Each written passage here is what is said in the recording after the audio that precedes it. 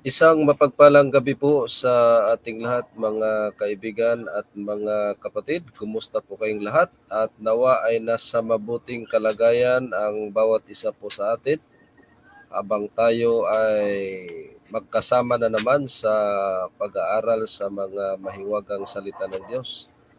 At atin din pong kumustahin ang ating pong partner, Brother Bernard. Kumusta po kayo dyan sa inyong kinaroroonan? Maraming salamat po at magandang gabi po sa inyo po at sa lahat po ng mga nanonood at sumusubaybay po sa atin. At ito po sa tulong po ng ating dakilang Diyos ay nasa maayos tayong kalagayan at maayos din po ang panahon sa mga oras po na ito. Kaya ang pagpapasalamat ay lagi po sa Diyos. Kaya purihin po ang Diyos sa gabing ito. Okay, maraming salamat Brother Bernard. At hindi na po tayo magpatumpik-tumpik pa mga kaibigan at mga kapatid sapagkat yung oras po natin ay nagmamatulin. So, bago po tayo mag-start sa ating pong pag-aaral sa mga salita ng Diyos, tayo po muna ay manalangin. Ang banal Diyos na makapangyarihan sa lahat ng inyong kaharian ay nasa dako ng mga kalangitan. Diyos noon, ngayon at magpakailanman. Sa gabing ito, Amang Banal, narito po muli ang inyo pong mga lingkod upang patuloy na pag-aaralan ang inyo pong mga banal na salita at patuloy na ibabahagi ang inyo pong mga banal na salita. Una sa lahat, patawarin kami sa aming pong mga pagkakasala, saan man kami nasumpungan na nagkasala sa isip, salita at sa gawa. Naway inyo po kami patawarin. At ipagkaloob nawa sa gabing ito ang banal, ang inyo pong banal na espiritu, ang kaalaman, karunungan, kaunawaan, upang maihayag ang inyo pong mga katotohanan na nagmumula sa banal na kasulatan. Ganon din sa aming pong mga kaibigan at mga kapatid, ang unawa na maunawaan ang inyo pong mga salita. At amin rin pong idinadalangin ang aming pong mga kaibigan at mga kapatid na nasa bahay pagamutan, may mga karamdaman sa pisikal, naway inyo po silang dalawin ang mga banal, paggalingin sa kanila pong mga karamdaman. At maraming salamat sa inyo pong pakikinig sa aming pong mga dalangin. Ang lahat ng ito ay aming hiniling pinasalamatan sa pangalan lamang na Hesukristo na aming personal na tagapagligtas. Amen. So, mga kaibigan at mga kapatid, kung meron po kayong mga katanungan sa ating pong pag-aaral sa gabing ito po ay part 2 ng ating pong pag-aaral. Ito po ay may kinalaman pa rin doon sa ating pong napag-aralan kagabi. At ito po ay continuation sa ating pong paksa. So, atin na pong ibigay ang panahon sa ating pong partner upang ibabahagi ang mga salita ng Diyos tungkol po sa ating pong paksa na pinamagatan Human Metamorphosis.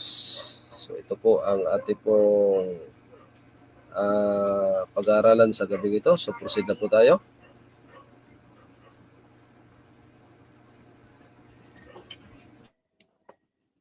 Yun po. Magandang gabi po sa atin pong lahat at sa lahat ng patuloy na sumusubaybay at sumusuporta sa atin pong programa. Ngayong gabi, ito po ay part 2 ng ating pagtalakay patungkol po sa pinag-aralan natin kagabi na mga prinsipyo, yung 5 principle na pinakita po natin na nagmula doon sa pinakagitna na siyang pag-ibig sa Diyos, pag-ibig sa kapwa, yung buong 10 Commandments, yung buong Biblia at saka yung Spirit of Prophecy. So ngayong gabi titingnan natin yung binanggit na sa Bible na tinatawag na reformation pagdating sa character or yung character reformation na mahalaga po nating maunawaan bilang Kristiyano. na namumuhay po sa sanlibutan po na ito. Kaya titingnan natin kung ano yung mga dapat na hindi natin iibigin na mga bagay o sistema na meron po ang sanlibutan. Kasi nga baka maging kaaway tayo sa harapan ng Diyos kapag inibig natin ang bagay o ang sistema na hindi ayon po sa kalooban ng Diyos dito sa sanlibutan. Kaya pag-aaralan natin paano ilalarawan ang pagbabago ng isang Christian convert o yung na-convert sa Christianity o tagasunod na po ni Jesus Christ o yung mananampalataya po ni Kristo. So yan po ang ating pag-aaralan. At ganun din yung kagabi na patungkol dun sa binanggit sa Spirit of Prophecy na mga prinsipyo na ating makikita na mga pagbabawal or pagbibigay ng counsel ni Ellen White. Titingnan natin kung bakit ba niya sinabi ang mga bagay po na yun, kung bakit ba bawal sa bayan ng Diyos ang mga ganong bagay. So titingnan natin kung alin yung bawal, alin yung hindi, at ano yung nararapat batay po sa prinsipyo na naayon po sa kalooban po ng Diyos. At yun po ang ating pag-aaralan ngayong gabi. So tingnan natin ang human metamorphosis. Ibig sabihin yung pagbabago ng isang tao o lalo na po ng Kristiyano na tinatawag na naging tagasunod po ni Kristo. Paano ba magbabago ang isang tao o babaguhin ang dating tao patungo sa panibagong tao na tinatawag? O yung pag lagi tayong na-revert tayo na tinatawag. So, basahin natin dyan po sa next slide sa aklat po ng Roma, sa Roma 12 sa verse 2 or sa Romans 12 verse 2 po. Tingnan po natin ano ang sinasabi dyan ni Pablo. At huwag kayong magsiayon sa sanglibutan ito, kundi mag-iba kayo sa pamamagitan ng pagbabago ng inyong pag-iisip upang mapatunayan ninyo kung alin ang mabuti at kaaya-aya at lubos na kalooban ng Diyos. Ayan po. Malinaw po sa sulat po ni Pablo na tayo daw po ay huwag magsiayon sa sanglibutang ito o yung mga bagay po na hindi ayon sa kalooban ng Diyos o yung sistema na hindi ayon sa kalooban ng Diyos. Huwag daw po tayong magsiayon o makibagay sa bagay po o sa sistema po na yaan. Kundi ang gagawin daw natin, ang sabi po ay mag-iba. Pag sinabing mag-iba, sabi diyan renewing sa ibang translation na ang sabi mag-iba kayo sa pamamagitan ng pagbabago ng inyong pag-iisip. So yung salitang pagbabago sa English ay be transformed. Ibig sabihin ay transformation. Kailangan natin ng pagbabago.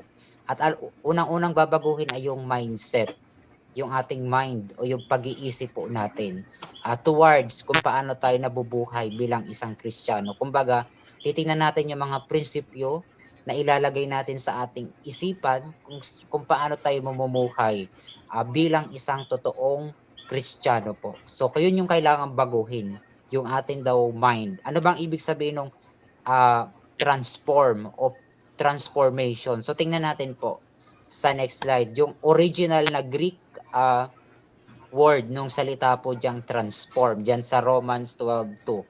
Tingnan po natin sa next slide, yung original na wikang Griego po na sa sulat po ni Pablo.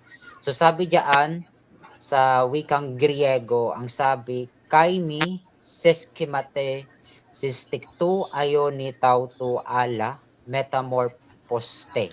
Ang ibig sabihin po ng metamorphoste, ang ibig sabihin po niyan sa Greek ay kailangan ng isa siyang paglalarawan ng pagbabago. Or sa English, yung other term, diyan ang galing sa English yung salitang metamorphosis o yung pagbabagong anyo or banyuhay na tinatawag sa Tagalog. So tingnan natin sa next slide yung analogy kung ano yung tinatawag na metamorphosis or transformation. So ang example natin sa konsepto ng tinatawag na metamorphosis sa wikang Griego mismo dun sa sinulat ni Pablo or metamorpho sa wikang Griego yung salita na pinanggalingan nun. So kung titingnan po natin ang isang halimbawa natin ng metamorphosis, kung nakakita kayo ng isang caterpillar na kalaunan nagiging po ang tinatawag na butterfly o paru-paro sa wikang Tagalog. So kung titingnan po natin from caterpillar to butterfly, makikita po natin yung tinatawag na transformation or yung metamorphosis. Yan po yung example natin. So ganun din dapat daw ang tao sa ayon kay Pablo. Kailangan po nating ma-transform, ibaguhin ang pag-iisip daw o yung mindset o yung mga nilalakaran nating prinsipyo na dapat daw hindi magsiayon sa sanglibutan o yung mga bagay o sistema na nasa sanlibutan na hindi po ayon sa Diyos. Ibig sabihin, yun yung babaguhin natin, yung life o yung pamumuhay po mismo natin bilang Kristiyano, especially yung mindset po na tinatawag. Kasi nag-i-start yan sa mind before maging action. Kaya mahalaga po na yung mind is naka-center siya sa prinsipyo na pinag-aralan natin kagabi na ang pinakagitna po ay ang love your God hanggang sa love your neighbor, ang buong Ten Commandments, ang example ng Biblia hanggang sa Spirit of Prophecy. Yun yung lalakaran po nating example.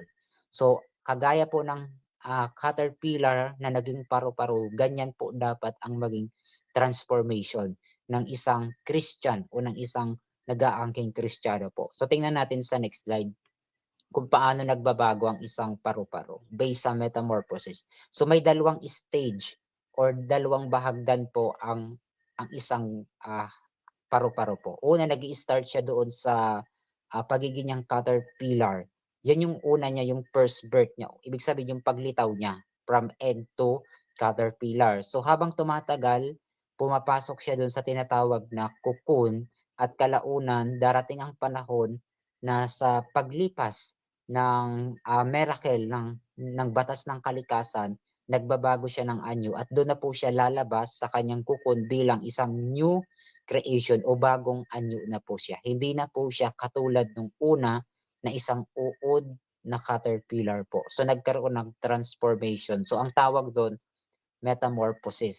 Sa Bible naman, ang sabi ni Pablo, metamorpho, ang salitang ugat ng salita doon na ginamit sa Romans 12:2 na binasa natin kanina sa wikang Griego. So ganun din dapat daw ang ating transformation. Gaya po ng isang caterpillar na naging paru-paro po. Na tinatawag na metamorphosis, yung process ng changing or changes o yung pagbabago po na tinatawag. So, ganun po ang dapat na gawin ng isang tao.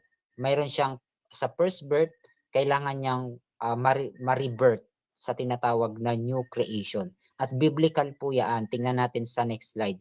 Paano yung tao ma-rebirth o maipapanganak na muli? Para kagaya nung butterfly na nagkaroon ng panibagong anyo. So basahin natin ang 2 Corinto 5:17 po.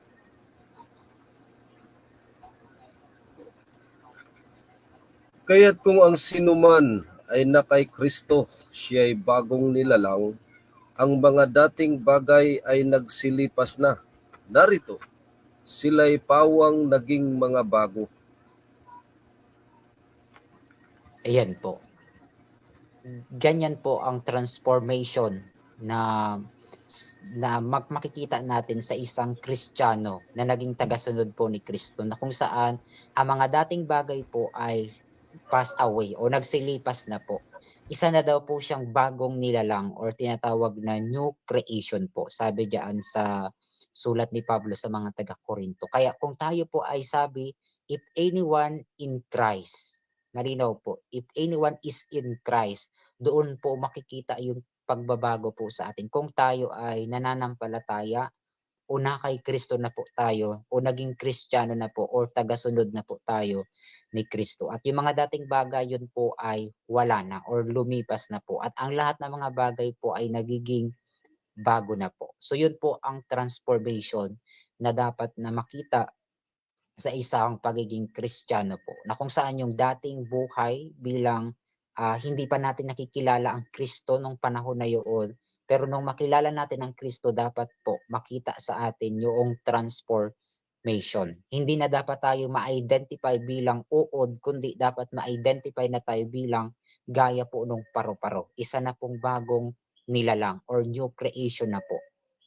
Pero kung mananatili pa rin tayo dun sa pagiging uod, hindi pa rin nakikita yung actual na transformation po. Kaya mahalaga yung pagbagong anyo or yung tinatawag na metamorpho or metamorphosis po o yung pagbabagong anyo o yung tinatawag din na rebirth kung atin pong titignan. So tingnan natin sa next slide yung yung pagbabago sa tao na hindi nakagaya nung sa example natin sa analogy na paru-paro po. So kung makikita po natin dito sa metamorphosis ng human, meron din tayong dalawang stage. Una yung first birth.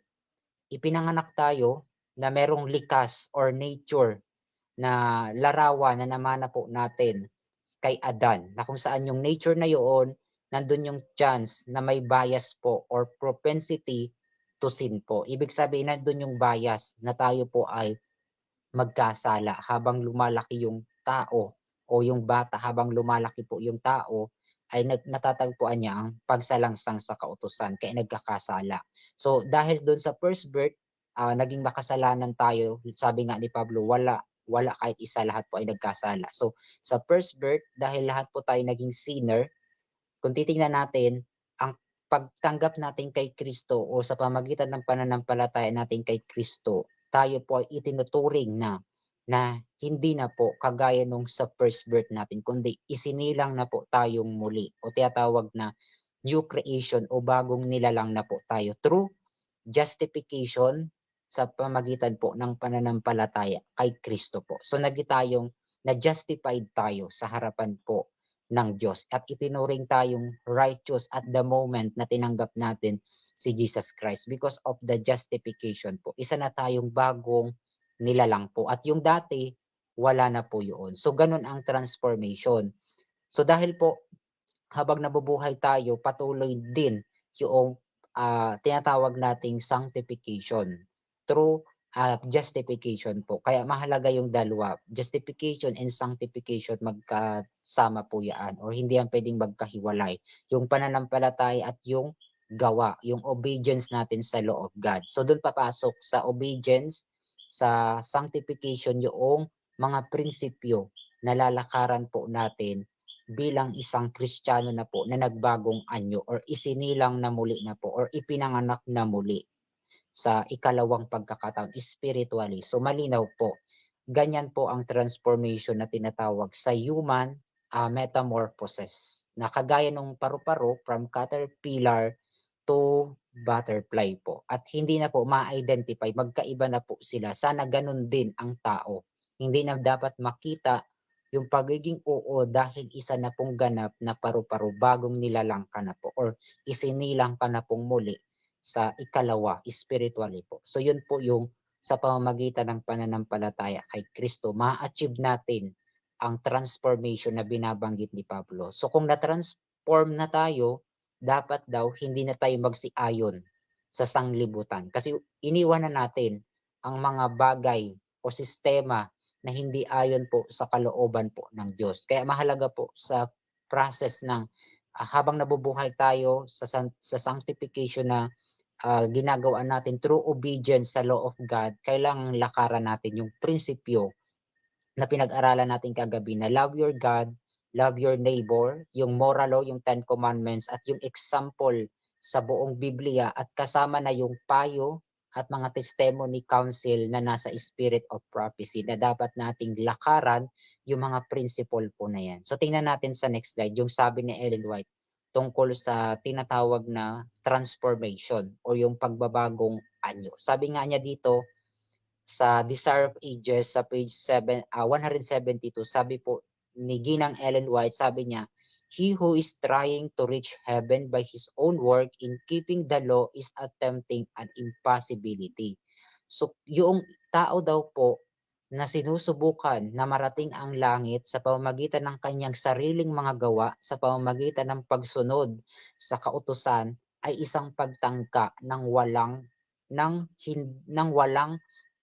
impossibility po or tinatawag na impossible na marating niya ang langit kung doon siya nakapoko sa sarili niyang gawa sa pamamagitan ng pagsunod sa kautusan. Sapagkat ang kautusan, hindi nga po yan tagapagligtas na siyang hindi naunawaan ng mga Pharisees o ng mga Pariseo po na sobrang higpit nila dun sa law of God. Nalimutan nila na hindi yun ang magsisave po sa kanila, kundi yung faith in Christ. At doon, yun, nandun po ang salvation at wala dun sa law. Kaya sabi ni Ellen White, impossible po na marating niya ang langit kung sa sariling gawa at sa pamagitan ng pagsunod sa kautusan ang lalakaran natin. Pero sabi dito, there is no safety for one who has merely a legal religion, a form of godliness. The Christian life is not a modification or improvement of the old, but a transformation of nature. So sabi ni Ellen White, ang Kristiyanong pamumuhay daw po ay hindi kailangan natin ng modification or tinatawag na improvement nung dati, kundi ang sabi ni Ellen White ay mismong pagbabago nung likas po na nasa atin. Kasi nga po, doon sa first birth po natin, yung ating nature po na namana po ay galing kay Adan o yung nature po ni Adan na meron pong bias na magkasala o yung may nature, yung nature po natin ay may bias na magkasala or hanapin ang pagkakasala. Kaya sabi ni Ellen White, yun dapat po ang baguhin. Yung nature po na tinatawag, yun po ang dapat i-transform. At yun yung sinasabi ni Pablo na yun yung tinutukoy niya, yung mind o yung kaisipan, yung mindset, nakapaloob doon ang nature natin, yung personality at yung nature po bilang tao po. At yung pagiging Christian, ay dapat po makita ang pagbabago in nature po, hindi po sa tinatawag na modification or improvement lang nung dati. Kailangan mismong magbago pong anyo. Hindi kagaya ng uod, na uod pa rin dapat maging uod at magiging siyang paru-paro. Hindi na dapat katulad nung dati. Yun ang totoong tinatawag na transformation. Sabi nga ni Ellen White, there is a death to self and sin and a new life altogether. This change can be brought about only by the effectual working of the Holy Spirit. So magagawa po ang pagbabagong anyo na ito or transformation ng nature po through the working of the Holy Spirit o yung pamumunga ng bunga po ng Espiritu sa ating character o sa ating buhay po. Yun po yung pamumunga ng Espiritu ni Kristo sa atin through faith in Christ o yung pananampalataya natin kay Jesus Christ. Kaya yun yung pinaka-way para po matransform po tayo o mabago po tayo bilang maging anak na po ng Diyos at hindi na sa sanlibutan na tinatawag doon sa pamamagitan ng first birth. At hindi na yung nature ni Adan, kundi yung si Jesus Christ ang mamunga po, yung Espiritu ng Diyos ang mamunga po sa atin at hindi yung likas ni Adan na merong bias toward sin. Pero si Kristo dahil hindi nagkasala, nung nagkatawang tao siya, kung mananampalatay tayo sa Kanya, yung Kanyang, yung righteousness of Christ ay mapapasa atin at ganun, at yun ay walang bias po yun para magkasala tayo. Kaya magagawa lang natin ang perfect obedience sa law of God sa pamamagitan ng pananampalataya kay Kristo kung nasa atin si Kristo or we are in Christ. Sabi nga ni Pablo, nandun magaganap ang tinatawag na transformation po. So tingnan natin sa next slide, sa sulat pa rin po ni Ellen White. Saan dapat tayo magpo-focus bilang Kristiyano na namumuhay po? Ang sabi ni Ellen White, by beholding Christ, by talking of Him, by beholding the loveliness of His character, we become changed. So, makikita po yung pagbabago kung nakatingin daw po ang ating mindset kay Jesus Christ tayo nakapokus or nakatingin or lumalakad or kinakausap natin siya, yung Espiritu ni Kristo na mamunga po sa atin, yung kanyang tinitingnan natin yung kanyang loveliness ng kanyang character at yun po yung magpapabago po, sabi ni Ellen White sa atin. Sabi nga diyan, change from glory to glory. And what is glory? Character po. And he becomes changed from character to character po. So yun po yung tinatawag na character reformation po. Kailangan talagang makita po yung tinatawag na change in character or yung tinatawag na glory to glory or character to character change po. Sabi pa nga, thus we see that there is a work of purification that goes on beholding Jesus. So makikita natin yung gawain ng pagpapakabanal o yung tinatawag na purification sa pamamagitan po ng pagtingin natin kay Jesus Christ through faith in Christ po. So, at paglakad natin ayon sa kalooban po ng Diyos at hindi ayon sa kalooban po ng sanlibutan. So yun yung commentary na Ellen White patungkol sa metamorphosis o yung pagbabagong anyo. Kailangan daw nating tumingin kay Kristo. Yun ang sabi po ni Ellen White. Or mamuhay ayon sa kalooban po ng Diyos na habang nakatingin tayo kay Jesus Christ. At kapag nakapokus tayo doon, makikita daw yung tinatawag na pagbabago sa ating glory or character po. Sabi po ni Ellen White, mag-change po yun o magbabago po iyon. Walang imposible po kay Kristo kasi si Kristo lang po ang tanging daan sa totoong transformation na tinatawag. So tingnan natin sa Bible kung totoo ba yung sinasabi ni Ellen White na tumingin tayo kay Kristo para sa pagbabago natin. So tingnan natin sa next slide. Sa Biblia po, sa sulat ni Pablo, sa mga sa mga sulat sa mga Hebreo, sa 12, sa verse 2 po. Namasdan natin si Jesus na gumawa at sumakdal ng ating pananampalataya, na siya dahil sa kagalakang inilagay sa harapan niya ay nagtiis ng krus, na niwalang bahala ang kahihiyan at umupo sa kanan ng luklukan ng Diyos. Ayan po. Malinaw po na ang sabi, namasdan natin si Jesus na gumawa at sumakdal ng ating pananampalataya. So sino po ang finisher of our faith? Si Jesus Christ po. Siya po yung author at finisher ng pananampalataya po. So doon dapat daw tayo tumingin or doon tayo nakapokus or looking unto Jesus, the author and finisher of our faith. Kasi nga po si Kristo po, walang iba ang biyaya na binigay sa atin ng langit, si Jesus Christ po. Kaya nga po, sa pamagitan po ng pananampalatay kay Kristo, tayo po ay nangaligtas po. Sabi dun sa aklat ng Efeso, sa sulat din ni Pablo po. Kaya kay Jesus po tayo titingin or looking unto Jesus na siyang sinasabi din ni Ellen White. So tama yung sinasabi ni Ellen White na sa pamagitan ng pagtingin natin kay Kristo, doon natin ma-achieve ang transformation o yung pagbabago sa glory to glory or character to character po. At sa pamamagitan lang po yan ng pananampalataya kay Jesus Christ. Sapagkat si Kristo ang author at finisher of our faith po. So clear po yan. Sapagkat si Kristo ang naghirap doon po sa cross, ang namatay sa gitna po natin, na dapat tayo yung mamamatay sa lake of fire. Pero dahil po sa pag-ibig ng Diyos, si Kristo ang namatay para po sa atin upang hindi tayo ang mamatay sa lake of fire.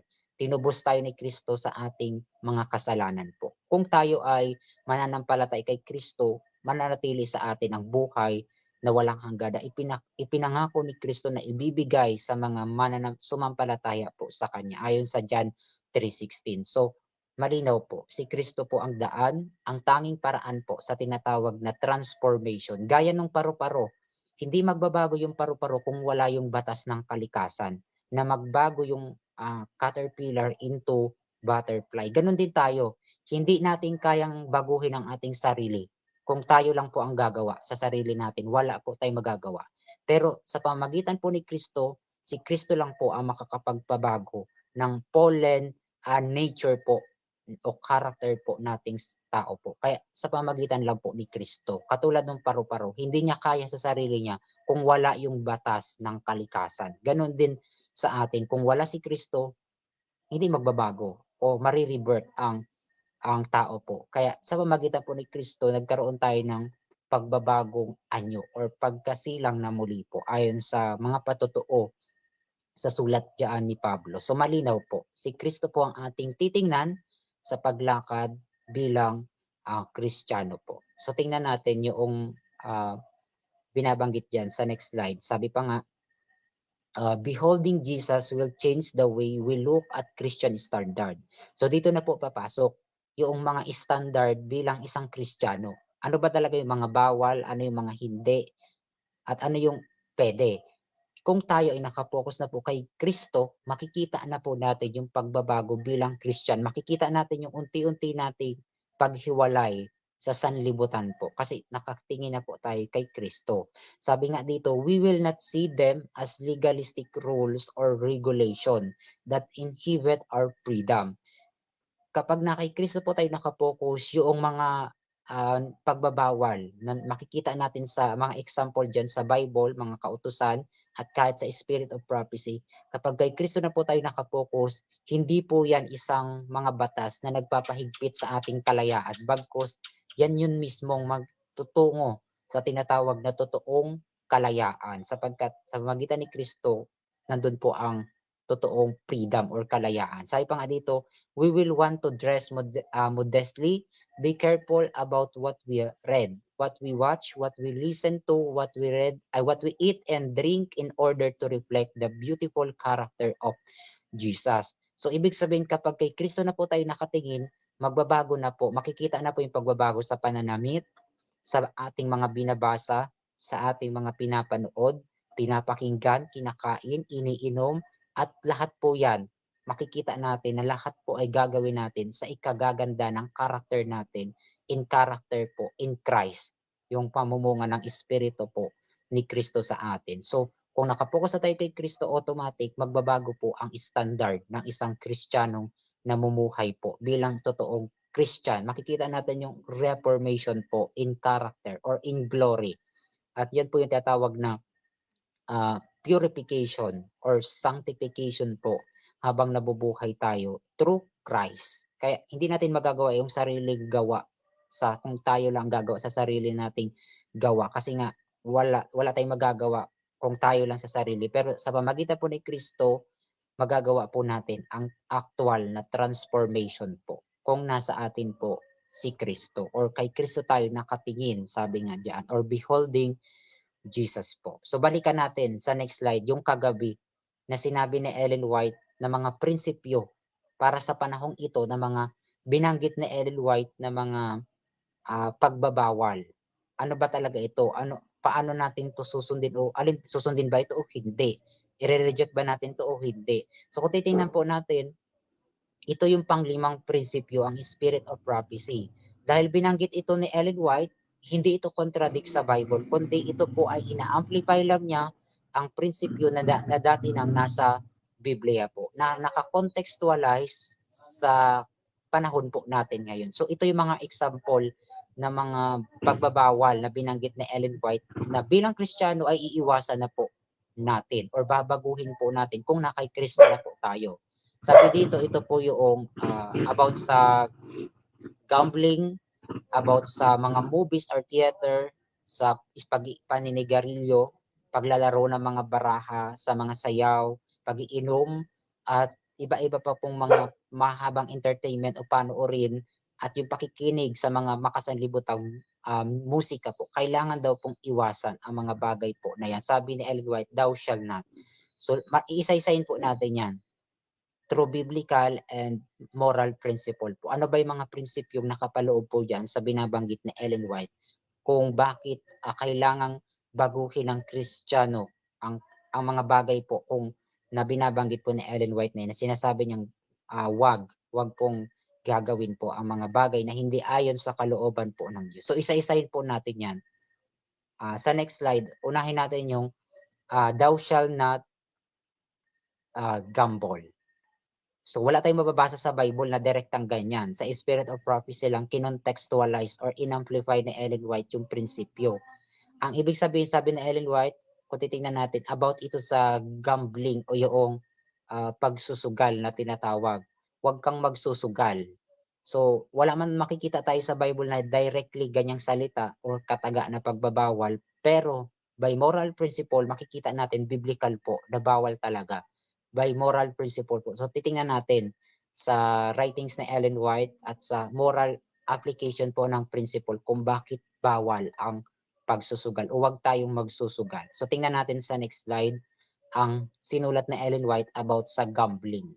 Sabi ni Ellen White sa manuscript 117 noong 1907, sabi niya, we have need of men who under the inspiration of the Holy Spirit.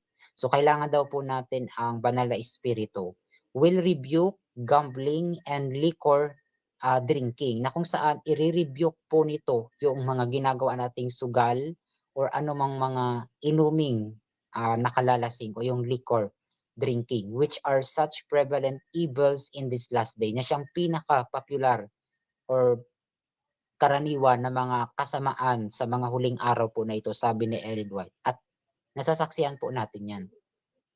About sa gambling and liquor drinking na popular na hindi mapigilan ng sanlibutan po natin o ng mga taong makasanlibutan. So bilang Christian, sinasabihan tayo ng Spirit of Prophecy na thou shall not gambling. Huwag daw tayong makikiisa or gagawa ng anumang bagay na may kinalaman po sa gambling. So kung totoong Kristiyano na tayo na na-transform, dapat po hindi na yan gagawin. Yung gambling o yung pagsusugal na tinatawag. Anumang uri ng gambling. So, tingnan natin yung prinsipyo na nakapaloob sa gambling po. Bakit ba bawal? Or bakit hindi natin kailangan gawin bilang Christian ang tinatawag na pagsusugal o yung gambling.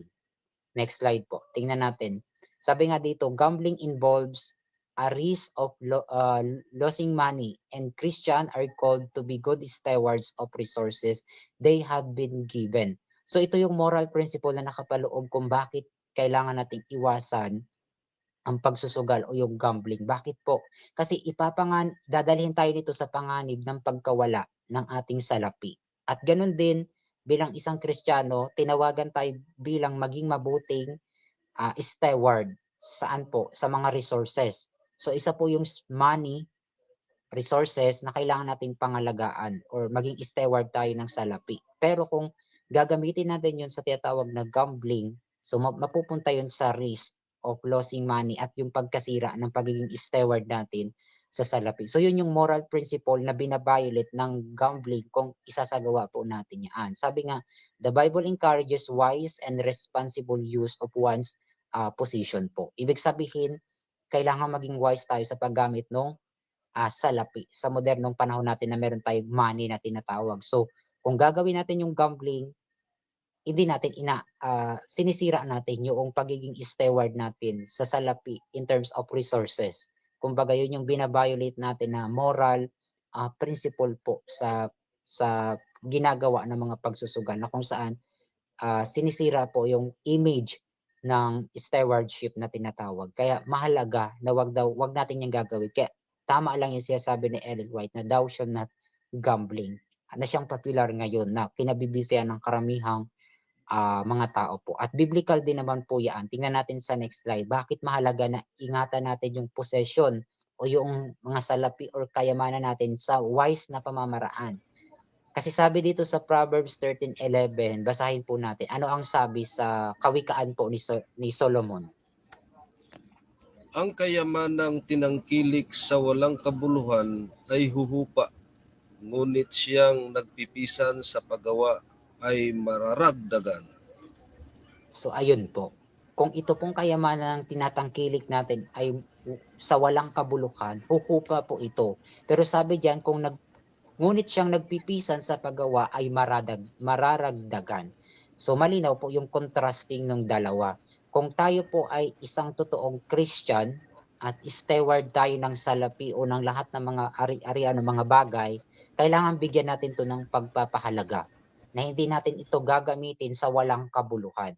Katulad ng gambling o pagsusugal, which is wala naman talagang kabuluhan. Inaaksaya lang yung salapi. At the same time, pwede pang mapasapanganib na mawala yung salapi na dapat iningatan natin into wise.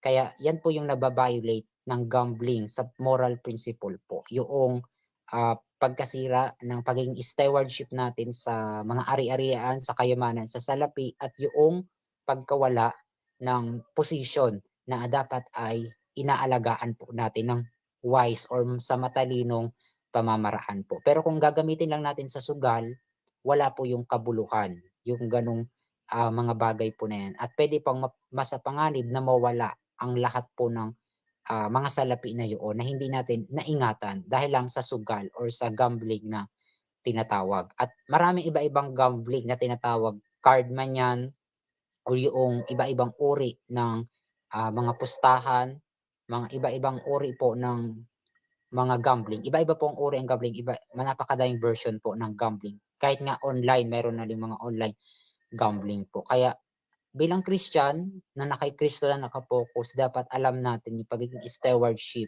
ng salapi at ng mga bagay o ng mga ari-arian po. Kasi Kristiyano tayo na nagbibigay pagpapakahalaga sa mga bagay na nakamit natin sa tulong ng Panginoon po. Nabibigyan natin ito ng justice sa tamang pamamaraan po at hindi sa walang kabuluhan po. So kung patuloy tayong gagawa dito sa gambling, yun po yung mga moral principle na pwedeng masira, kaya nararapat lang, sabi ni Ellen White, na iwasan o wag pong magsusugal, sabi po ni Ellen White. Kaya malinaw po, ang gambling ay biblical din naman po, na bawal talaga. Kahit wala tayong mababasa sa Bible na directly. Sa tulong ni Ellen White, sa kanyang pag-amplify ng moral principle, makikita natin yung application sa real life situation or sa etika sa buhay Kristiyano po. Bilang Kristiyano, iiwasan daw po ang mga bagay na yan according sa spirit of prophecy at sa moral principle na nakaroot sa biblical foundation po ng moral principle na pinanghahawakan po natin bilang Christian. So next slide po. Ayan, sabi pa nga dito, the pursuit of wealth through games of chance can be seen as inconsistent with the Christian value of placing God above material position. So yan po yung mga pagsusugal. At lalo na yung isang uri din ng sugal, yung tinatawag na game of chance. Halimbawa, yung lottery, yung pagtataya.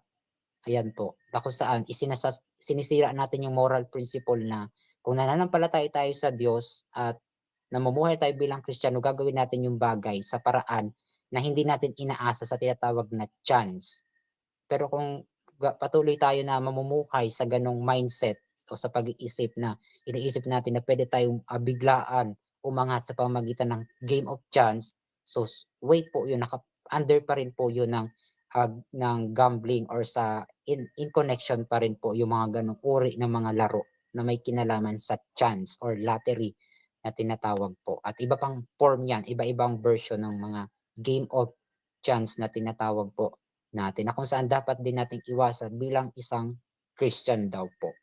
Sabi nga diyan sa next slide, bakit po kailangan natin iwasan or bigyan natin ng pagpapakahalaga ang salapi at hindi gamitin sa mga bagay na walang kabulukan. At kapag doon tayo na focus sa pag-ibig sa salapi, anong sabi po sa unang Timoteo sa chapter 6, sa verse 10 po, ayon sa sulat ni Pablo kay Timoteo po.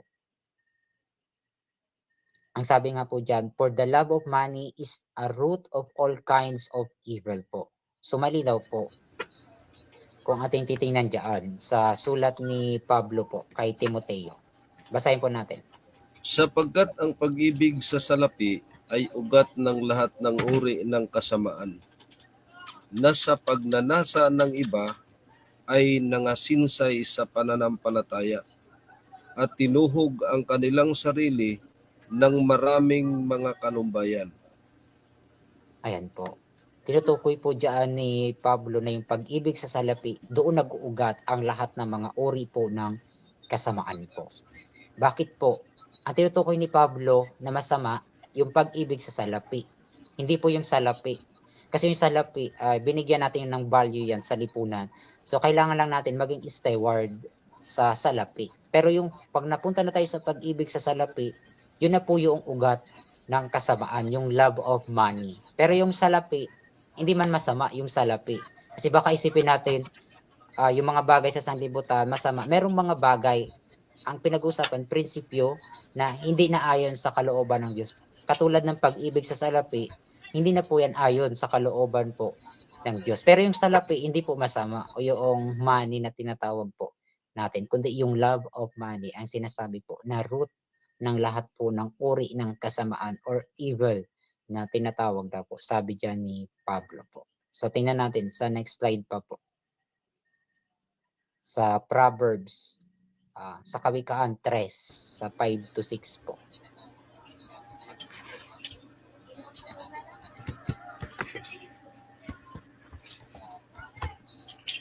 Tumiwala ka sa Panginoon ng buong puso mo at huwag kang manalig sa iyong sariling kaunawaan.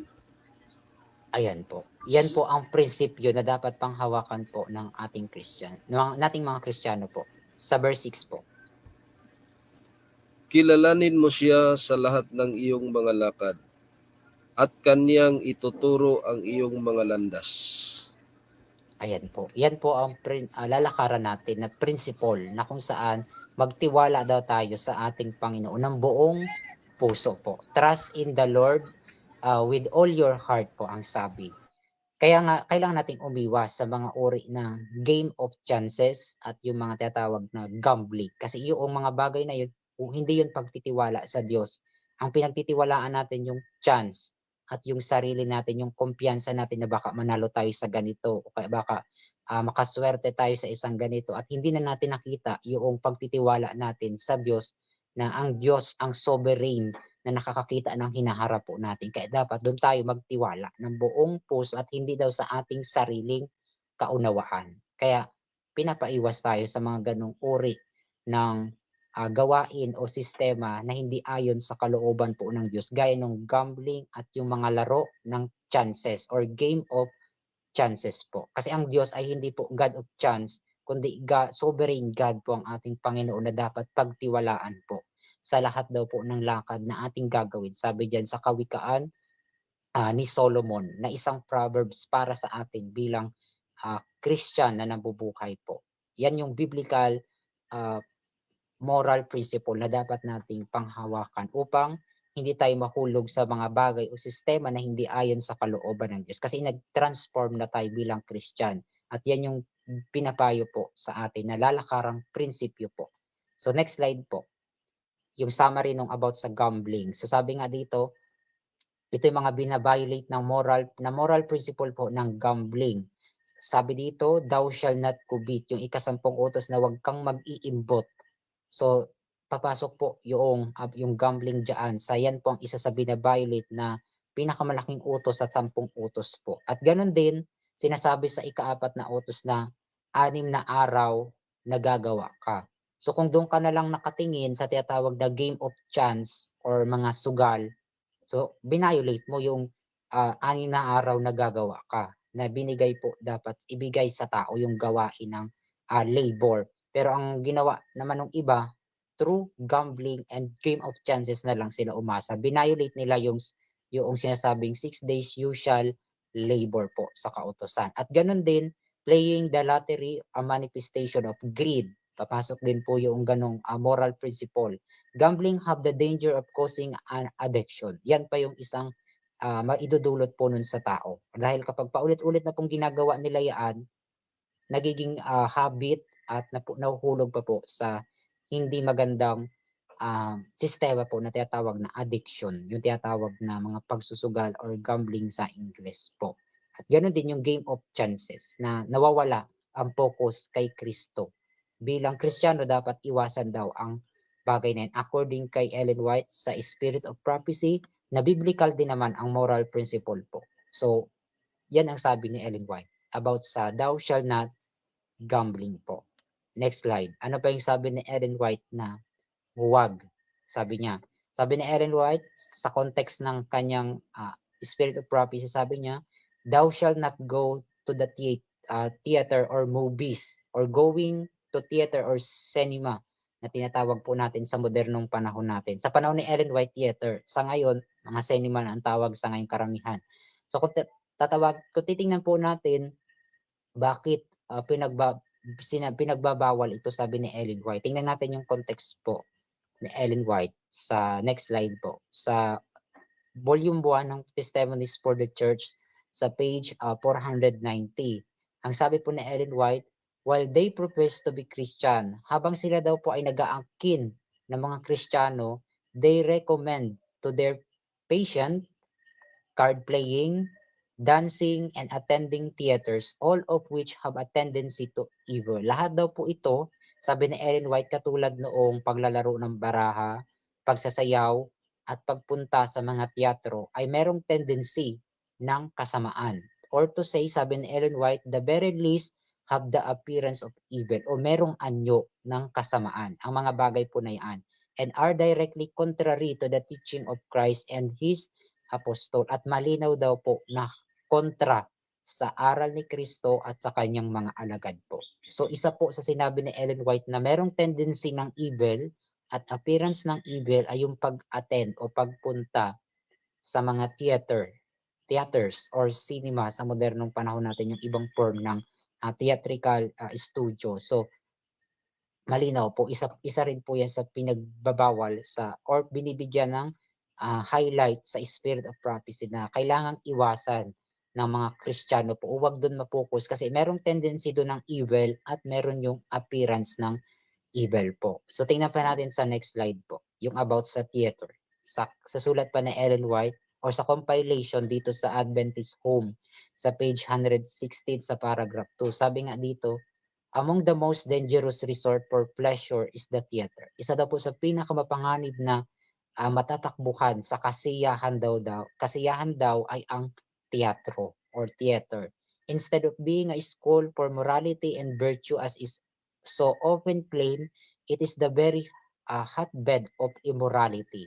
So sabi ni Ellen White, yung theater daw sa halip na ito yung paaralan na maghubog ng ating moralidad at virtue o yung budhi na tinatawag, pero ito daw ay nagiging lugar ng immoralidad, sabi ni Ellen White, yung theater. Kasi nga kung yung pinapalabas o yung ipiniperform na mga play or isinasagawa doon ay hindi ayon sa kalooban ng Diyos, matataniman yung mind natin o may impluwensyahan ng espiritu ng sanlibutan yung ating isipan kung nandun tayo sa mga lugar na yan or nag-attend tayo o pumasok tayo sa mga teatro or sinihan na tinatawag sa panahon natin ngayon na mayroong mga ganyang bagay po na sinasabi ni Ellen White, wag po natin gagawin or iiwasan bilang isang Kristiyano na po na namumuhay na nakapokus po kay Kristo. So tingnan natin po sa next slide.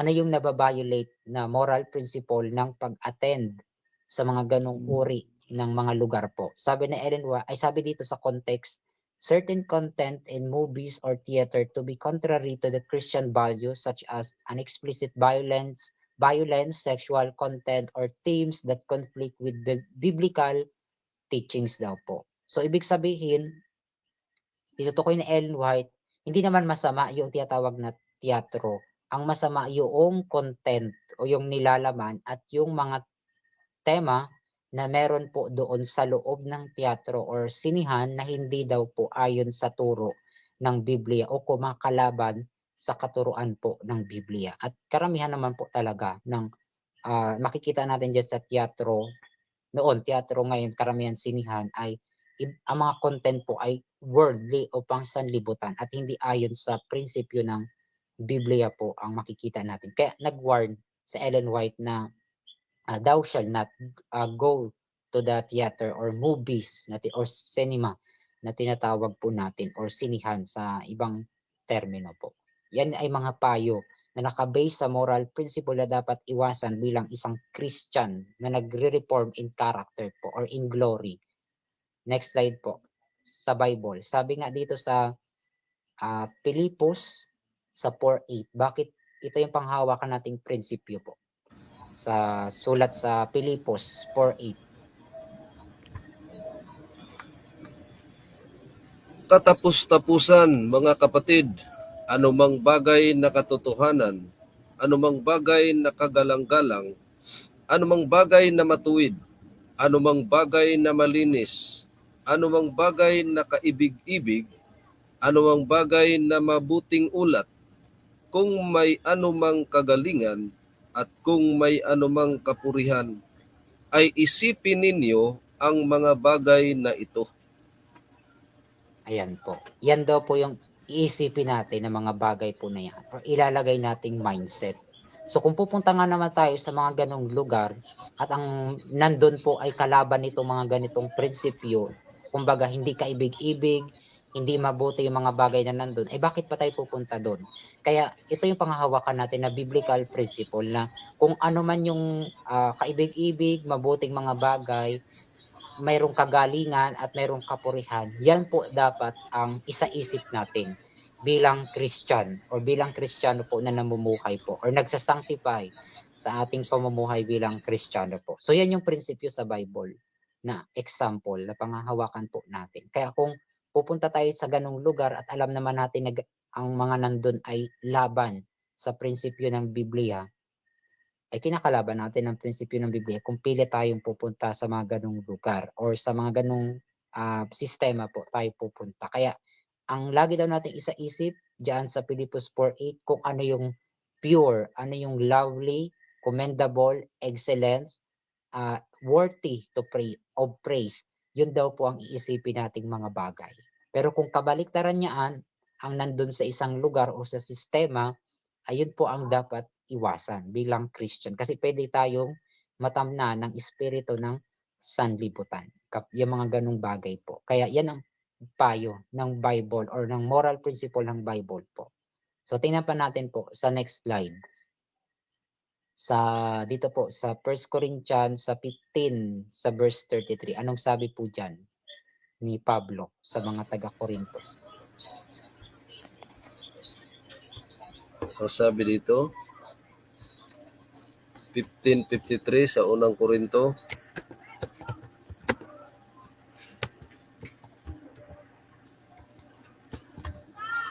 sapagkat kinakailangan na itong may kasiraan. Ito po ba, Brother Bernard? Hello, brother? Opo. Sapagkat kinakailangan na itong may kasiraan ay magbihis ng walang kasiraan, at itong may kamatayan ay magbihis ng walang kamatayan. Ayan po. 54. Okay. Sa 33 po, 15:33 po. Huwag kayong padaya, ang masasamang kasama ay sumisira ng magagandang ugali. Ayan po. Isang moral principle po yan na kung saan sabi, ang masasamang kasama ay sumisira ng magagandang ugali po. So kung doon tayo lumalakad sa sinabi kanina doon sa Pilipos na atin pong lalakar, isa sa isip daw po na mga kaisipan yung nasa Pilipos 4:8. Kung yun po ay babalik rin natin kasi doon tayo napasama sa mga bad companies or masasamang grupo na tinatawag or companies, masisira po yung ating good morals na tinatawag. Kaya mahalaga na protektahan natin yung pamumuhay natin bilang na kay Kristo po. Pero kung susuwayin natin to, talagang may impluwensyahan po tayo ng mga bad companies, nasisira ng ating good moral na tinatawag. Kaya isa yun kung bakit pinagbawal ni Ellen White ang pagpunta sa mga ganong lugar. Kasi pwede pong maimpluwensyahan tayo at masira yung good morals na meron po bilang isang Christian na namumuhay po or nagsasanctify sa pamagitan ng bunga ng Espiritu kay Kristo at lumalakad sa kalooban po ng Diyos. Pwede po yung masira kung pupunta tayo sa mga lugar na kalaban ng kalooban po ng Diyos. Kaya may pagpapayo na iwasan yung ganong mga lugar kung maaari. At talagang dapat maaaring iwasan kung alam naman nating worldly ang mga nandun pong bagay po. Kaya yun ang payo po sa Spirit of Prophecy at sa mga moral principles sa Bible po. So tingnan pa natin sa next slide po. Dyan po sa Episo, sa chapter 5, sa verse 15 to 16 po.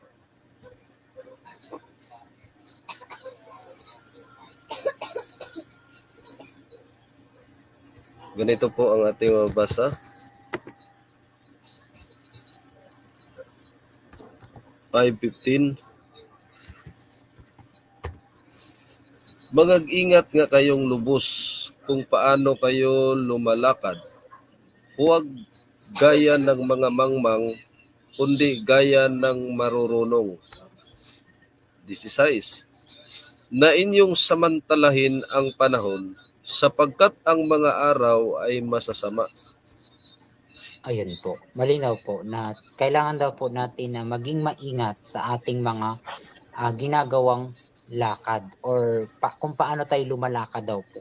At wag daw nating gagayahin ang lakad ng mga mangmang, kundi doon tayo sa lakad ng mga marurunong or wise po na tinatawag. Kaya bigyan natin ng pagpapahalaga yung panahon, sabi diyan sa verse 16, o samantalahin natin yung panahon o bigyan natin ng pagpapahalaga yung time at hindi po yung tinatawag na kasi nga alam natin na mga araw ay punong-puno ng masasama. Kaya bigyan natin ng time na yung panahon ay bigyan natin ito ng justice na ito po ay mamunga na lumalakad tayo ayon sa prinsipyo po na ayon po sa kalooban po ng Diyos. Kaya mahalaga po yung pagiging steward natin sa panahon. Stewardship din po tayo ng time. Kaya ang sabi nga ay time is gold, mahalaga talaga yung time. Kaya kailangan daw natin maging steward din ng ah, panahon at mag-ingat sa lahat ng lakad. Kaya isa na po diyan yung pag-iwas natin sa mga bagay o sa mga lugar na hindi ayon sa kalooban po ng Diyos na dapat isipin natin na hindi yan daan ng isang matalino kundi daan ng isang mangmang ang mga gayong bagay na makasanlibutan po. Kundi doon tayo lumakad sa lakad ng isang matalino or wise po na tinatawag na binibigyan ng pagpapahalaga yung panahon or the best use of the time. Sabi nga diyan sa English. So yun po kung bakit sinabi ni Ellen White na thou shall not go to theater or cinema or movies, sabi ni Ellen White. So tingnan natin sa next slide, yung pangatlo na binanggit sa writings ni Ellen White na isa pang binibigyang pansin na dapat iwasan ng isang Christian. Sabi ni Ellen White, thou shall not smoke or wag kang sisindi or maninigarilyo sa iba pang term. So tingnan natin sa writing po ni Ellen White sa aklat po niya na Child Guidance sa page 403 hanggang 404 yung buong context niyan. Sabi nga ni Ellen White, tobacco is using a habit which frequently affects the nervous system in a more powerful manner than the use of alcohol.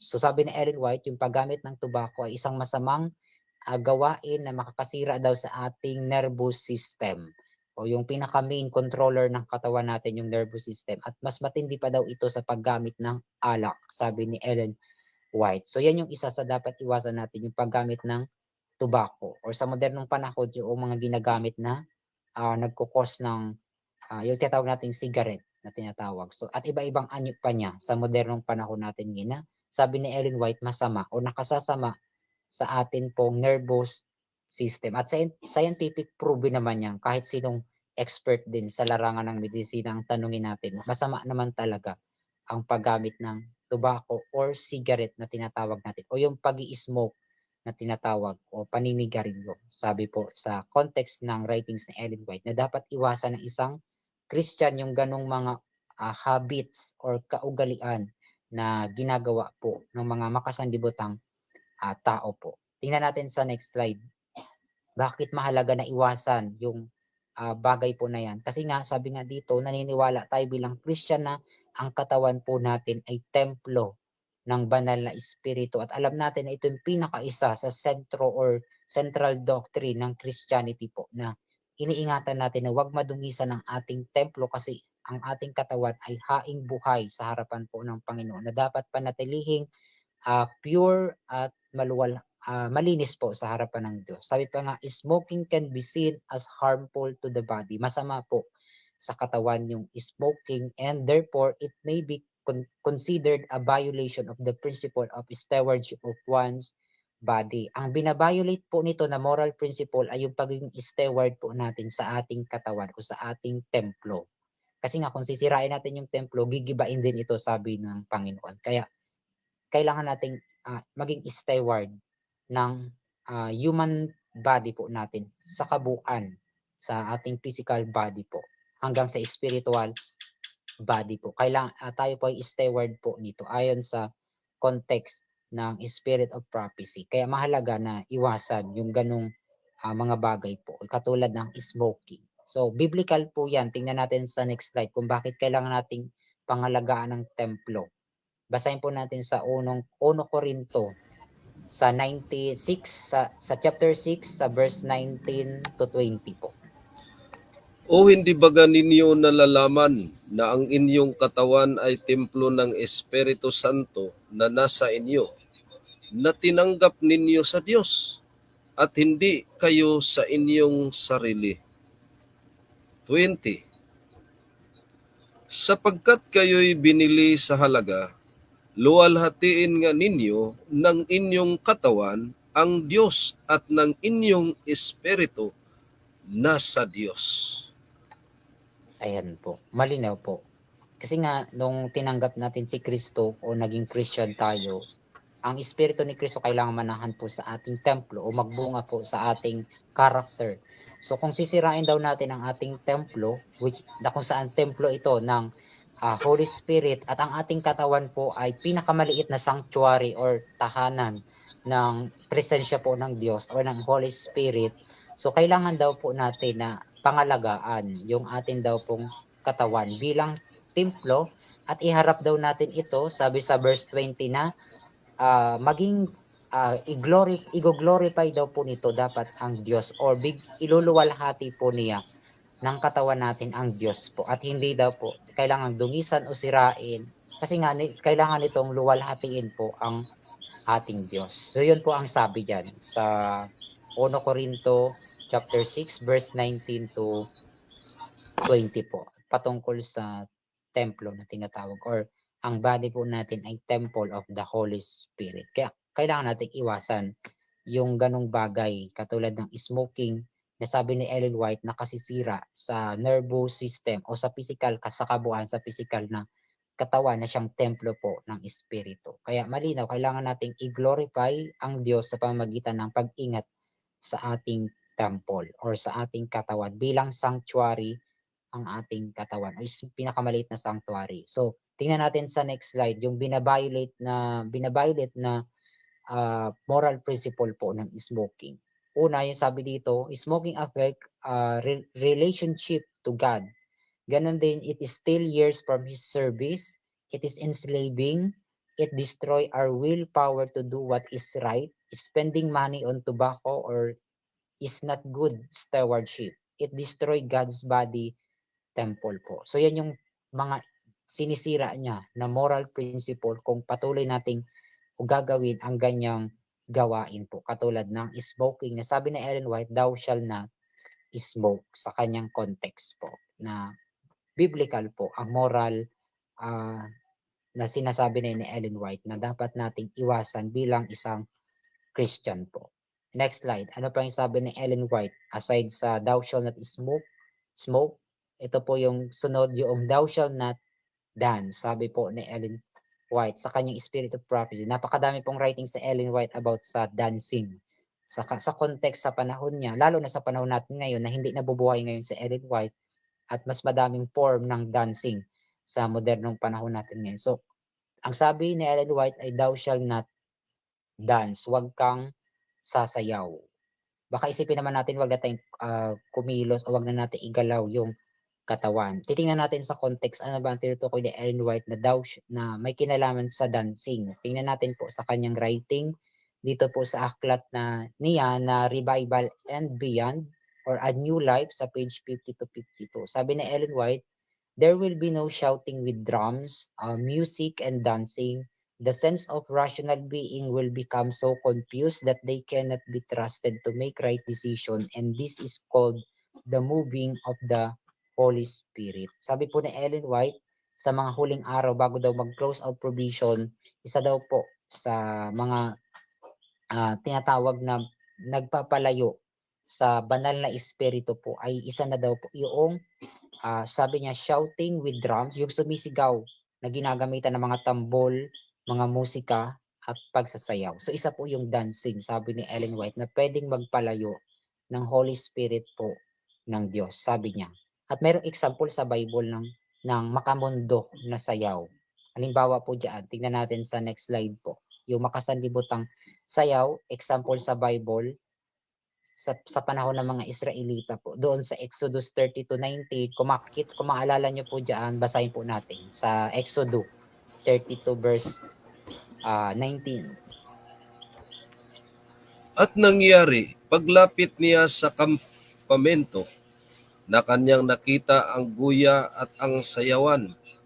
At ang galit ni Moises ay nag-init at kanyang inihagis ang mga tapyas na nasa kanyang mga kamay at nangasira sa paanan ng bundok.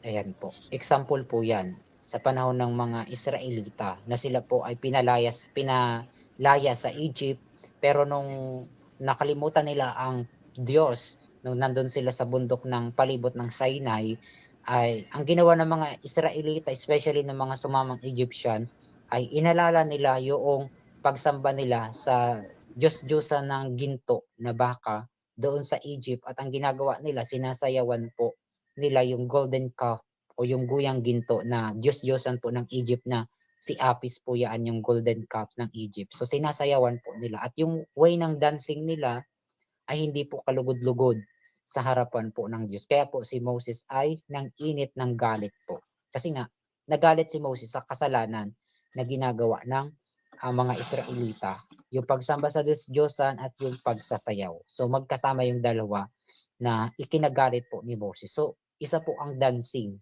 sa hindi po nakalulugod sa harapan ng Diyos, gaya ng dancing na ginagawa ng mga Israelites sa harapan ng guyang ginto. Ay paano pa kaya sa modernong panahon natin ngayon na iba-iba ang form ng Ma- dancing? Matindi na Opo, ngayon, Brother Bernard.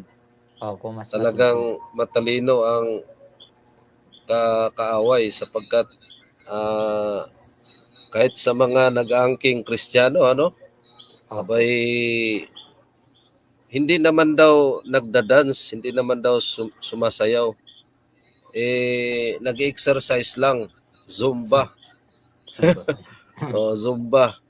Pero kung papansinin po natin talagang ano, part pa rin siya ng sayaw. Part. Biruin mo, may tugtog pa na ano kakaibang tugtog din eh. Mm. Kaya kahit sabing exercise lang, pero talagang sayaw na ho yun, ano? Opo, Ingat-ingat po tayo, no? Careful po tayo sa mga ginagawa ho natin bilang mga nag-aangkin na mga Kristiyano Christian. at lingkod ng Diyos. Ano po? So, go ahead, Brother Bernard. So ayan po. Kaya example lang po yan sa Bible, pero sa context sa present time natin ay iba-iba po ang form ng dancing na hindi kalugod-lugod sa harapan ng Diyos. Pero yung paggalaw ng katawan, wala namang masama na igalaw natin ang katawan sa kasi isa tayong moving person tayo, gumagalaw tayong nilalang. So normal lang igalaw ang katawan. Pero hindi kailangan tingnan natin yung prinsipyong ginagawa natin kung ayon ba sa kalooban po ng Diyos. Tingnan natin sa Bible kasi meron din sa Bible na example ng dancing pero nakalulugod sa harapan ng Diyos. Anong klase 'yun? Anong way ba 'yun ng dancing? So tingnan natin sa next slide po. Sa awit ni David sa 149 sa verse 3 po. Basahin po natin nakatala diyan. Purihin nila ang kanyang pangalan sa sayaw. Magsiawit sila ng mga pagpuri sa kanya na may pandirita at alpa. Ayan po. Sa panahon po yan ni David, ang context po niya yan po yung time na si David ay sa kanyang excitement ng pagpapasalamat po kasi nga naibalik yung Ark of Covenant, which is yung pinakamahalagang religious uh, kagamitan po sa loob ng sanctuary sa most holy place. Sa tuwa po ni David sa kanyang awit, siya po ay nagsabi diyan, sumayaw po si David para po purihin ang pangalan po ng Diyos na merong hawak po na musical instrument. So yung Pero ginawa hindi po ni David, apo, hindi po sa panahon to, Brother Bernard, no? Linawin lang po natin. Hindi to opo, panahon to sa pagsamba. Kasi wala naman pong sinasabi dito na ginawa to ni Haring David uh, sa panahon ng pag-worship at pagsamba opo. kasi marami kasing ano ngayon ano na Mm, sa pagsamba mayroon pong mga sayaw-sayaw ano po, mm, so hindi po ito time ng pagsamba. samba. Oh, so tuloy niyo po, Brother Bernard. Ayan po. So tingnan natin po dun sa next slide kung ano pa yung ibig sabihin niyan, kung bakit ba sumayaw diyan si David. At baka naman gawin din natin na baka ibang sayaw magawa. Kaya tingnan natin yung Mag- context. Tingnan natin sa next slide po. Ang sabi dito, David's dance was celebrating a particular religious event. Yun yung pagbalik ng Ark of Covenant. Hindi pa yung worship day or araw ng Sabat or anumang araw ng pagtitipon na mahalaga sa Israel or religious gathering nila, kundi ibinalik yung Ark of Covenant. Siyempre sa tuwa po ni David, ang ginawa niya po, siya po ay sumayaw sa pamamagitan po ng pagtalon sa katuwaan. Masama ba ang pagtalon sa katuwaan? Hindi man po masama na tumalon ka sa sobrang saya, sa sobrang tuwa. Dancing ang tawag dun sa wikang sa Hebrew, sa context ng Hebrew. Wala mang masamang tumalon-talon ka sa sobrang saya po. Sayaw na Oh, rin yun, yung paggalaw ng yes. katawan. Pero ang Wag ginawa lang po ni David, opo, Opo, wag lang po yung during na nagsamba tayo, nag-worship tayo, abay sa sobrang tuwa, Brother Bernard, ano? opo, iba po yun. Kasi pinagpala daw, sisigaw-sigaw, tapos iikot-ikot yung katawan, may tugtog pa na talagang kakaiba. Ano po, abay Opo, hindi po yun. Hindi po yun ang tinutukoy ni David, yes. kundi ito po ay sa kanyang katuwaan kaya Opo. ginawa niya po yun. Ano po. Pero hindi during na nag-worship sa Panginoon. So, go ahead, Brother Bernard. So ayan po, malinaw po na personal experience lang po ito ni David at hindi po ito utos sa isang religious event na katulad ng ginagawa ng ibang protestante ngayon na sa loob ng church ay nagsasayawan na sila sa kanilang service ng worship. Walang ganun po na pinapayo ang Bible. Kundi ito ay personal lang ni David sa pagbalik ng Ark of Covenant. Siyempre natuwa yung tao. Alangan naman walang expression na makikita kay David. So meron siyang expression Yes. yung pagtalon-talon niya sa tuwa. Pero hindi yun yung romantic dance o dance na ginagawa ngayon sa modernong panahon na bawal talaga mga sayaw. Example ng romantic dance, yung nakikita natin ngayon sa mga modernong sayaw, which is bawal po yung ganong way of dancing. At madami pang form ng dancing na hindi po nakakalugod sa Panginoon. Lalo na kung hinahaluan ng musika na pansanlibutan, talagang bawal po yun. Kahit pa sabing exercise yun or anumang rason nila, Yes. pang taong rason lang po yan. Kaya Opo. sundin natin ang prinsipyo ng Bible bilang Christian po.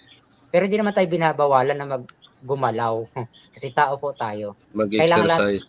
opo, walang masamang mag-exercise. Titingnan lang natin yung way ng galaw. Ito ba ay ayon sa kalooban ng Diyos, itong gagawing dance na itong sayaw na ito. So titingnan natin yung mga prinsipyong nakapaloob doon na ayon ba sa Diyos o hindi po. Kaya Pwede kailangan namang pwede opo, naman mag-exercise, Brother Bernard. yes, pwede Igalaw yung naman. katawan, pero wag lang yung Opo, may sounds na opo. talagang ang lakas-lakas pa no. Tapos Mas may worldly pa yung drum pa, may wordly pa. opo. Hindi yan. Hindi yan tama. At saka po pala So, opo, sige po, Brother Bernard. ayun po. At saka pala sabi rin ni Ellen White sa loob sa panahon ng worship sa loob ng church, bawal talaga yung maingay na may gagamit ng drums. Kaya nang binasa natin kanina, pinapalayo ang presence ng Holy Spirit, sabi niya doon sa Yes. context niya.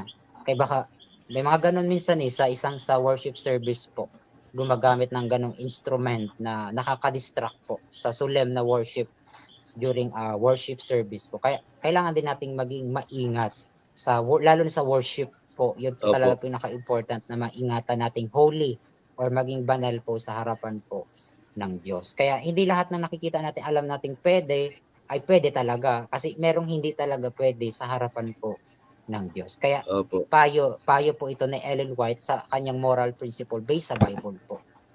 So clear po tayo dun sa Yes. dancing na binabanggit po ni Ellen White. So tingnan natin sa next slide, yung kasama ng dancing. Sabi ni Ellen White, wag daw tayo makikinig sa mga worldly music na alam talaga nating worldly, yung talagang makakalayo sa presensya po ng Diyos. Basahin natin dito sa writings ni Ellen White kung ano yung music na kailangan nating pakinggan. Sabi ni Ellen White sa Patriarchs and Prophets sa page 594, music was made to serve a holy purpose, to lift the thoughts to that which is pure, noble, and elevating, and to awaken in the soul of devotion and gratitude to God.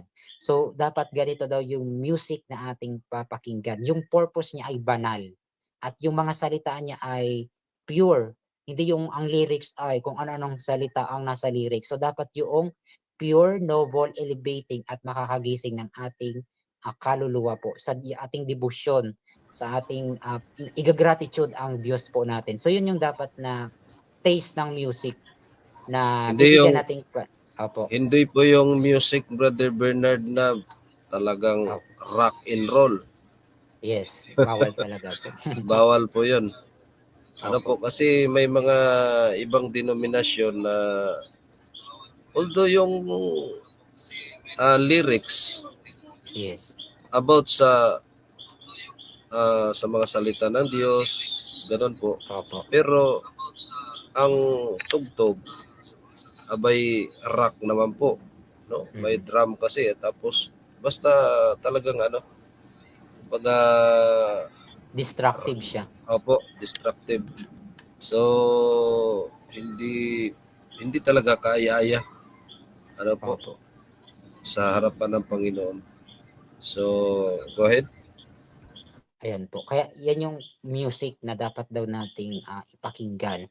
So kung titingnan natin, maraming genre ang music. Kaya maging maingat tayo sa iba-ibang genre po ng music na ating papakinggan. At the same time, yung mga lyrics ng kanta, kahit napakaganda pa ng sa ginamit na genre dyan or yung ginamit na tugtog.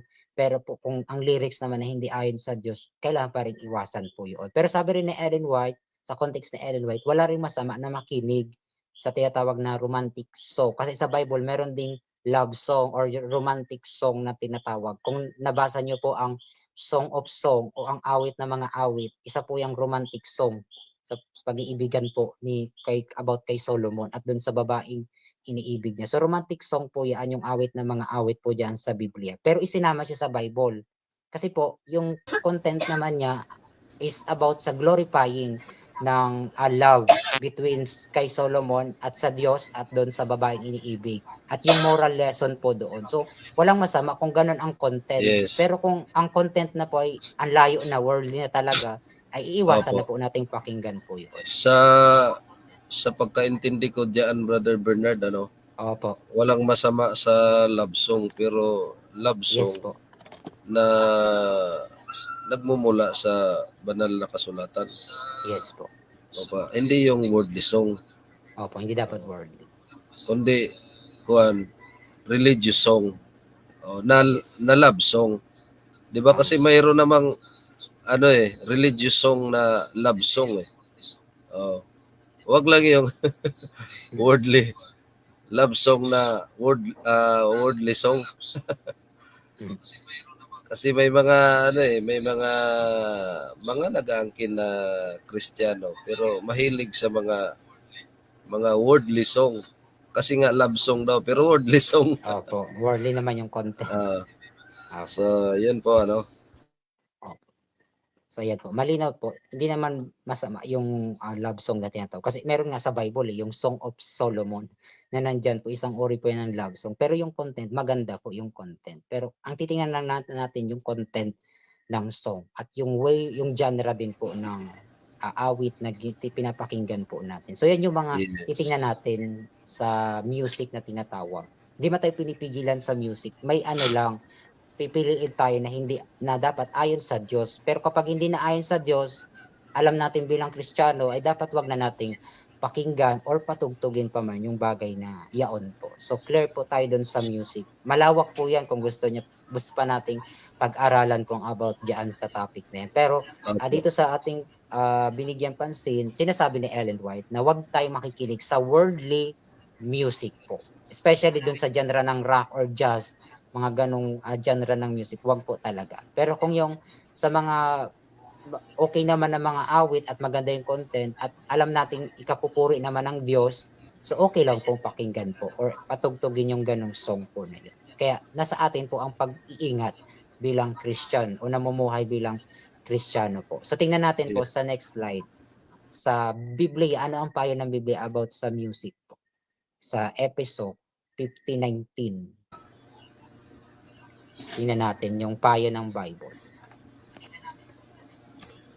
Na kayo'y mangag-usapan ng mga salmo at mga himno at mga awit na ukol sa Espiritu, na mangag-aawitan at mangagpupuri sa inyong mga puso sa Panginoon. Ayan po. Yan po ang awit na dapat nating i-awit or mga usapan, sabi diyan, yung mga salmo or hymno at mga awit na ukol daw sa espiritu or na nagbibigay ng pagpupuri sa puso, sa inyong puso sa Panginoon po. So yan po, yan yung pinaka-prinsipyong panghahawakan natin in terms of Yes. music po. So nasa Bible naman pala ang sagot kung ano po ang gagawin natin bilang Christian po. So lalakaran lang natin ang prinsipyo na ayon sa kalooban po ng Diyos. So yun lang po ang mga tinatawag na moral principle na inamplify ni Ellen White o pinalawak sa context ng kasalukuyang panahon po natin ngayon. Na hindi man natin direktang mababasa sa Bible yung ganung mga kataga, pero yung application po niya ay biblical po lahat ng prinsipyo pong binabanggit ni Ellen White. Kaya si Ellen White hindi nagdaragdag ng batas o ng kautusan, kundi ine-explain lang niya ang prinsipyo na nasa Biblia na po dati na, nasa moral principle ng Bible po. So yun lang po at sana nakakuha tayo ng kaunting mga aral at payo sa spirit of prophecy bilang namumuhay bilang Christian na na-transform o nagbagong anyo bilang bagong nilalang na po or new creation at ipinanganak ng muli. At hindi na po ang dating likas na namana kay Adan. Dapat si Kristo na ang ikalawang Adan po, ang sanctifying spirit na mamunga po sa ating nature, sa ating buhay or character or glory po. So yun lang po at maraming salamat po sa ating lahat. Alright, maraming salamat Brother Bernard sa pagpapaliwanag sa regarding sa ating pong topic sa gabing ito. Ating pong batiin ang ating pong mga kapatid at mga kaibigan na sumusubaybay. Diyan kay Sister Judith Abalye. Good evening mga brad. Magandang gabi din po, Sister. Thank you for watching and God bless. Diyan kay Mama Elgin Munda. Magandang gabi po mga evangelists at mga listeners. So magandang gabi din po, Mama Jean.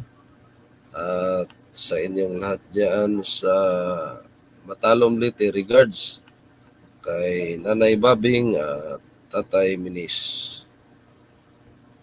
And then kay Brother Elmer Rimi Albutra. Maayong gabi mga kapatid. God bless you. Watching from Quezon City. Thank you for watching.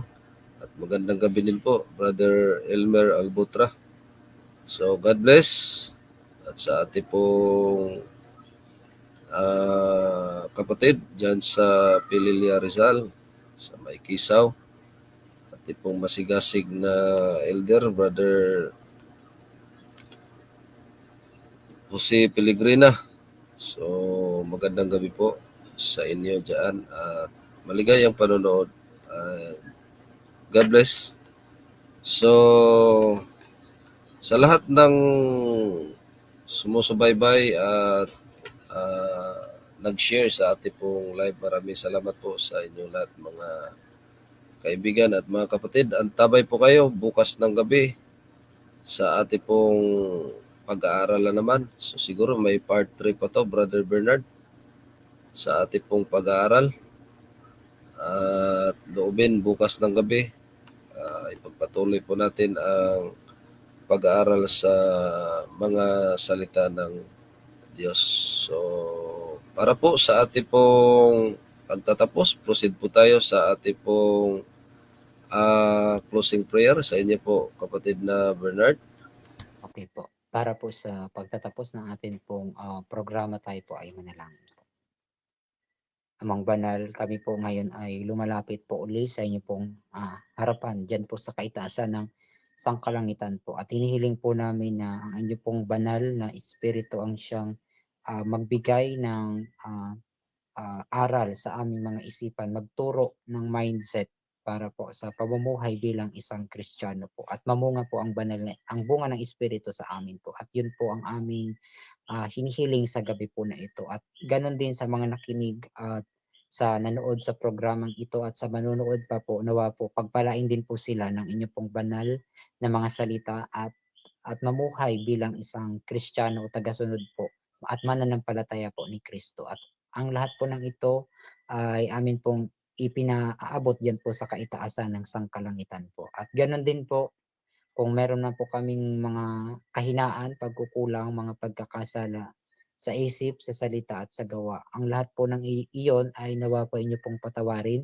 diyan po sa inyo pong harapan sa kaitaasan ng sanktuaryo ng sangkalangitan po. At ganoon din po, ang bigyan niyo rin po ng kalakasan ang bawat isa sa amin sa mga oras po na ito sa kanilang physical man o spiritual na pamumuhay po. At ang lahat po ng ito ay hinihiling po namin sa pamamagitan po ng aming tagapagligtas na si Jesucristo. Amen. Maraming salamat, Brother Bernard, at mensahe po sa ating pong mga sumusubaybay at sa mga susubaybay pa sa ating pong programa sa The Last Trumpet. At alamin natin ano po ang ating pong mensahe. Ayan po. Maraming salamat po sa patuloy na suporta at panonood sa ating programa at patuloy din po kami sa aming ginagawa po na pagtalakay ng mga mahalagang salita ng Diyos. At bukas po ang programa sa mga topic na dapat pag-aralan ayon sa Biblia. Gusto po nating bigyan ng pansin at ganoon din patuloy din nating gagawin ang lahat ng makakaya sa tulong po ng banal na Espiritu sa ating pag-aaral, pagsasama-samahan nating pag-aralan po ang mga salita po ng Diyos po. Yun lang po at magandang gabi po at maraming salamat po.